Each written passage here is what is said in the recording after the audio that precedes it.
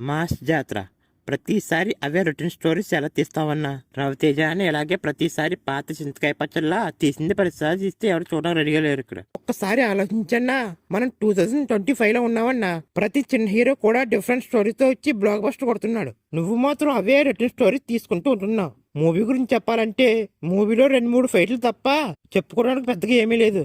Movie story కూడా చెప్పుకునేంత గొప్ప story ఏమీ కాదు. ఒక రైల్వే పోలీస్ ఆఫీసర్ క్రిమినల్స్ ని ఏ విధంగా ఎదుర్కొన్నారన్నది మూవీ స్టోరీ. ఫస్ట్ హాఫ్ అయితే కొంచెం డీసెంట్ గానే ఉంది, కానీ సెకండ్ హాఫ్ అయితే మరి ఘోరంగా ఉంది భయ్య. ఇంకా హీరోయిన్ శ్రీలీల గురించి మనకు తెలిసిందే కదా. ఈ మూవీలో కూడా శ్రీలీలని సాంగ్స్ కి డాన్స్ కి పరిమితం చేశారు. ఇంకా విలన్ గా నవీన్ చంద్ర గారి యాక్టింగ్ అయితే చాలా బాగుంది.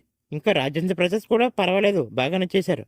నాకు తెలిసి రవితేజ అన్న ప్రతిసారి ఇవే రొటీన్ స్టోరీస్తో వస్తే చూసేవారు కూడా చూడకుండా పోతారనేది రియాలిటీ. ఆఖరికి బెల్లంకొండ శ్రీనివాస్ కూడా మన కిష్కింధపురి అనే డిఫరెంట్ స్టోరీతో ఇట్టుకుంటాడన్న.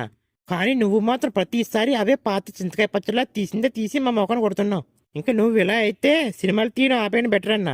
నెక్స్ట్ మూవీతోనన్నా డిఫరెంట్ స్టోరీతో వచ్చి ఇట్టు కొడతావని అనుకుంటున్నానన్నా.